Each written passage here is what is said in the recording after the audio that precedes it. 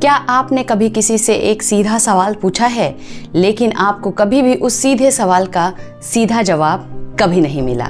आप पूछते हैं कि तुमने ऐसा क्यों किया, लेकिन सामने वाला उसी जवाब में कहता है कि तुम हमेशा मुझसे सवाल क्यों पूछती रहती हो।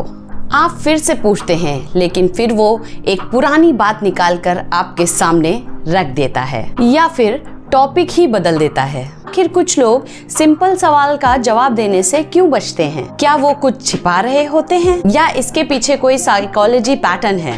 आज हम इसी बिहेवियर को आसान भाषा में समझेंगे। पहली बात, हर इंसान का किसी सवाल का जवाब ना देने का मतलब झूठ नहीं होता है। दोस्तों, कभी कभी कुछ सवाल ऐसे अनकंफर्टेबल होते हैं कि लोग उस सवाल का जवाब देने से बचने लगते हैं। उसे डर हो सकता है कि कहीं सामने वाला उसके जवाब से नाराज ना हो जाए या फिर उसकी इमेज खराब हो जाएगी, और इसी वजह से वो उस बात को घुमा देता है। जैसे कि आपने पूछा, क्या तुम मुझसे नाराज हो? और जवाब मिलता है, तुम्हें हर बात में प्रॉब्लम क्यों दिखाई देती है? आपने सवाल पूछा था रिलेशनशिप के बारे में, लेकिन जवाब आपकी पर्सनालिटी पर आ गया। दोस्तों, यही अवॉइडेंस का एक कारण हो सकता है। दूसरी बात, दोस्तों, कई बार टॉपिक को बदलना एक इमोशनल डिफेंस हो सकता है। हर इंसान उस कन्वर्सेशन से बचना चाहता है जिससे उसे अनकंफर्टेबल इमोशन से फेस करना पड़े, जैसे गिल्ट, एम्बैरेसमेंट या फिर इनसिक्योरिटी। इसलिए वो बातचीत को दूसरी दिशा में ले जाता है और कई बार वो जानबूझकर ये नहीं कर रहा होता। इसलिए दोस्तों, किसी एक घटना को लेकर तुरंत ये फैसला मत लीजिए कि वो झूठा है या फिर वो गलत है।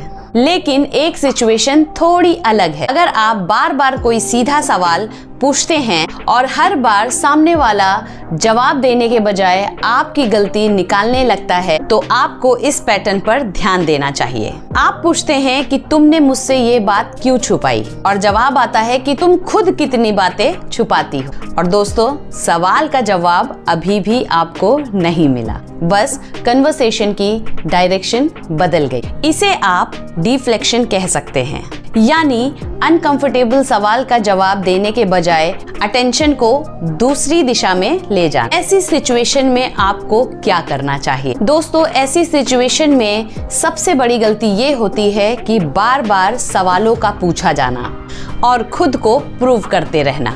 दोस्तों, आप आराम से कह सकते हैं कि मैं आपकी बात समझती हूँ, लेकिन मेरा सवाल अभी भी वही है। आपको 10 एक्सप्लेनेशन देने की जरूरत नहीं है।